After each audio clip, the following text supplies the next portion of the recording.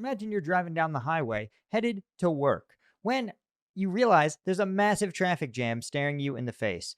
You'd rather the highway be clear and open. What do you do? Well, if you're the White House, the answer appears to be put on a blindfold because the White House is making sure to blind U.S. national security policy if they run into any information that they don't want to see. Just how bad is this getting? And is it starting to look like a purge? Let's talk about it. I'm Paul, U.S. Army combat veteran. Hit that subscribe button and, of course, become a member over at combatvetnews.com for access to exclusive videos and to keep me independent. So, there are a host of stories that are extremely suspicious about the U.S. intelligence community coming from the White House, but all of them have two common themes. The first is, of course, the willingness of the intelligence community staff, senior members, to say the things that the administration agrees with, not things that are objectively true. The second is the response to that, which is simply to prevent the intelligence community from functioning in any meaningful way. Here's just one example. Recently, the Director of National Intelligence, Tulsi Gabbard, announced that she's going to cut the Office of the Director of National Intelligence staff by nearly 50%, likely going to save around $700 million annually. Now, this intrinsically is not necessarily bad. Lots of directors of national intelligence get to build the staff they want. The National Security Council is another great example of this, where when you work in the White House, you get to sort of expand and contract your intelligence staff as you see fit. But there's some interesting and troubling questions here, right? Particularly because that ODNI has booted a lot of people from their Cyber Threat Intelligence Integration Center earlier this year.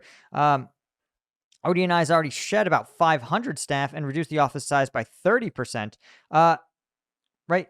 And is going to ramp up even more cuts, right? Now, interesting is that the agency is going to cut down on what they call foreign malign influence, which looks to counter foreign propaganda in the United States. And, well, this is troubling because remember, classically, you think, oh, this is Russia, right? But that's the administration's stance. But remember, the Iranians, the Chinese, all sorts of countries engage in systematic foreign malign influence in the United States. In fact, in some ways, the reports by Robert Mueller and by the Republican Senate committee on exactly how Russia engaged in its election interference in 2016 likely served as a playbook for other countries who realize that for just a couple $1,000,000, they can also systematically corrupt institutions within the United States.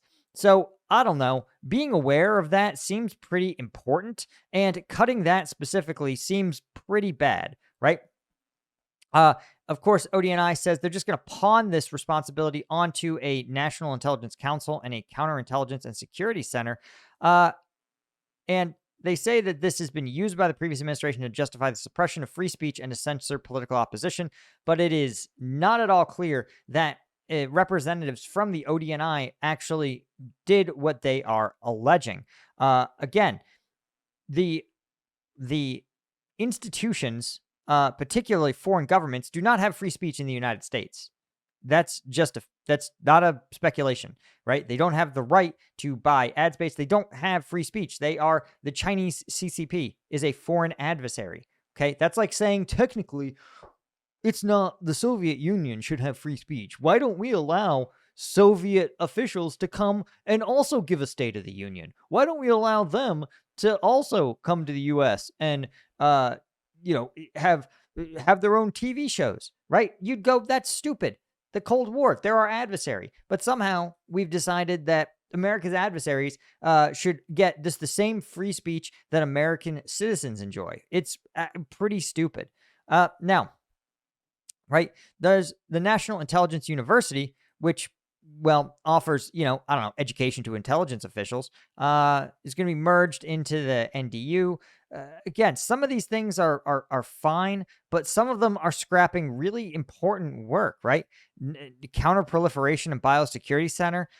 Interesting. Do you think we experienced a biological threat recently? One that might have even come from a foreign adversary's bio research labs, accidentally or intentionally. Weird that they would scrap that. That seems also important, right? And she said it's the start of a new era for the nation's intelligence community, and in that I agree. Uh, for example, right, the ODNI it made sure to block the Five Eyes. By the way, guys, the Five Eyes are our closest intelligence allies who are seen as having such gold standard data protections and intelligence gathering operations and such a long history of deep collaboration with us that we essentially agree to all share our stuff not all of the time, but pretty much all of the time, right?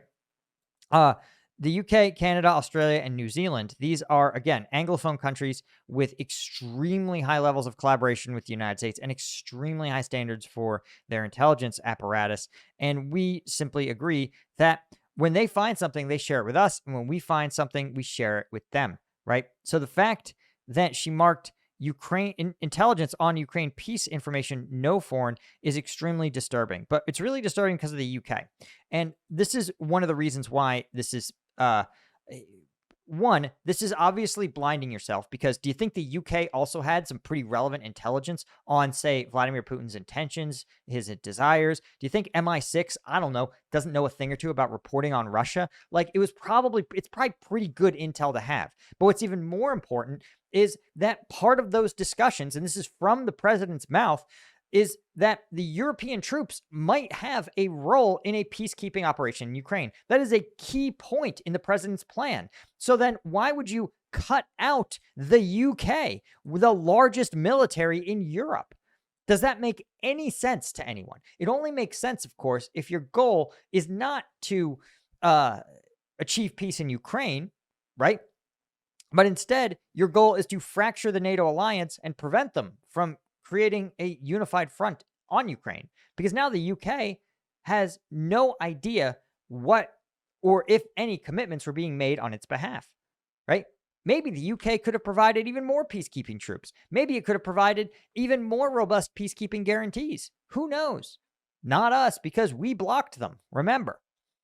So this is absolutely insane. And again, not even like this is not about being a systematic effort. This is cutting out one of our allies for no reason from a discussion in which their resources are going to be deployed. And so, again, this is the new era of intelligence. We have no friends. And by the way, if we don't report what the administration wants to hear, you get canned. For example, they recently sacked the head of the Defense Intelligence Agency, Lieutenant General Jeffrey Krause. And what's notable, again, I don't begrudge the administration's right to remove political appointees they don't like and replace them with people who are aligned with the vision. I get that. But what's disturbing is the fact that, almost really 6 months into the administration, and only now do they decide that actually we don't like this guy. And one of the reasons is reportedly that the DIA dropped a take when the president struck the Iranian nuclear facilities.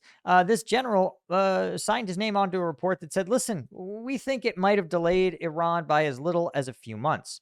Well, the president didn't want that to be true. So what he did is he fired him, right? And instead promoted agency heads who offered, who clearly had the same assessment, but they would say, well, you may be delayed at 1 to 2 years, which is what the president wanted to hear. Now you may think, is this really that big a deal? The answer is yes. And this is part of a larger sort of theme of Tulsi Gabbard's work, in which she says, one, the intelligence community should never, ever investigate politically sensitive information, even if it's true. And this is eminent by her so-called Russiagate or Obamagate or whatever she's fucking calling it. The reason is because the whole scandal, and I've reviewed the documents, and I worked for the Department of Homeland Security for 7 years. I had a top secret clearance. I know what I'm talking about, right? The whole scandal is essentially, she says, listen, the intelligence community, after the 2016 election, not before, because they didn't want to interfere with the election, not before, but after Trump had already won, they said, listen, we need to do a postmortem on this. There's some evidence that Russia and other countries may have engaged in some level of election interference in a propaganda sense, not in a changing votes sense. Nobody concluded that, but in a sense of running information operations. And some of that information, the intelligence community said, listen, let's run this down. Some of it was correct. Some of it was incorrect. But what was important is that the intelligence community was told, listen, if you give leads, follow those leads wherever they go, because we, the U.S. government, we need to know what our enemies are doing. And Tulsi Gabbard has now made clear, she said, listen, you guys did your jobs. You took speculative rumors, and then you did further investigation on them, and then you reported on them to the White House. Guess what? That's what the intelligence community does. If you want to be blinded, right? And this is what's absurd, is that the intelligence as a concept is the eyes and ears of national security policy. You can have the biggest military in the world. Look at Russia. Massive nuclear arsenal. Huge numbers of soldiers. But their intelligence apparatus, their ability to see both the threats around them, to assess the geopolitical realities in front of them, and even to assess their own military's capabilities was so bad. Remember, they told Putin that he was going to launch a 3-day special military operation, that it was going to be a stunning success, that Ukraine was going to get rolled back and brought into the Russian sphere of influence before the weekend was out. You wouldn't even be able to watch you wouldn't be able to catch Monday Night Football by the time the operation was over. But we are now at year 4 of a million casualty war for Russia. So it's fair to say that the Russian intelligence apparatus, again, doesn't operate like the U.S. intelligence apparatus, where, yeah, the U.S. intelligence has some failures, but we've never had failures to this degree, right? And when we have failed, it's because exactly what Tulsi Gabbard is doing what happened then. Look, she sits there and she says, I'm going to go after all of these security officials. I'm going to punish them even after their careers have ended, because they accurately, by the way, because it has been established beyond a reasonable doubt that Russia interfered and launched an information campaign targeting the U.S. public during the 2016 election. That happened. There's tons of evidence. And it is, again, there are people who were sitting in jail who were convicted by a jury of their peers in a fair trial because they aided Russia in that effort. And the fact that the intelligence community heard some rumors that had happened, conducted more investigations, confirmed some of them, disproved others, and then made a report to the President of the United States is the intelligence community doing its job. And it allowed the creation of some of these agencies, like counter malign influence, right? And the issue is that if you are Tulsi Gabbard, you're mad because your president doesn't want it to be true. He doesn't want Russia to have backed him up. Now, again, it doesn't matter what you want. What matters is what's true. And when you have a giant military, but you cannot assess the threats around you, what your enemies are trying to do, what they want, how they plan on doing it, what you are is blind. It's like hiring a bodyguard, and he's jacked. He's huge. He can throw any threat over the friggin' wall. But then he's blind as a bat. Doesn't have glasses, can't see shit, not legally allowed to drive. That's what we're doing to the U.S. military. We're making it bigger. We're giving it more steroids. We're pumping it up. And at the same time, we're blinding it. And we're telling the leadership of this military, listen, the intelligence, the facts, reality doesn't matter. What matters is what the president wants to hear. You tell the president exactly what he wants to hear, what he feels should be correct, or else you lose your fucking job. And you can persist, right? Lots of organizations get run by succuphenic yes men, ass kissers. And you can do that for a while. But sooner or later, reality's got to bite you in the ass. It does to everybody. And the question is not for any government, am I going to hit reality? The question is, at some point, you're going to run into reality. It's just like your finances.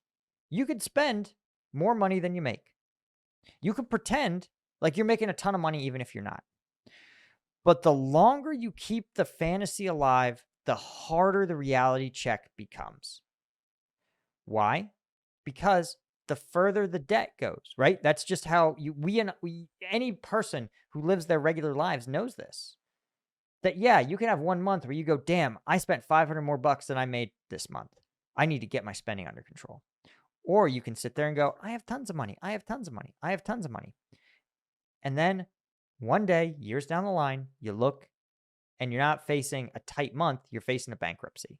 And that's the fear, is that we're not going to know that we have these unreliable intelligence apparati, unreliable intelligence officials, until the People's Liberation Army is blasting into Taiwan, until Poland is getting flattened by Russian tanks. Then we're going to say, shit, the president didn't want to hear about a pending invasion. He didn't want to hear that one of our allies needs to be defended. He wanted to hear something different. And so we all just pretended that reality wasn't real. And the opportunities to fix it are going to pass us by. Anyway, guys, that's all I had. Be sure to hit the subscribe button. A huge thank you to our Colonel tier members over on Combat Vet News. Folks like James Jenny, folks like Cytronic, Steve Moran, TR Need, Alan Nuts, and CM Holmes, and all of our Lieutenant tier members. Couldn't do it without you guys. Hit subscribe. See you in the next one. Cheers.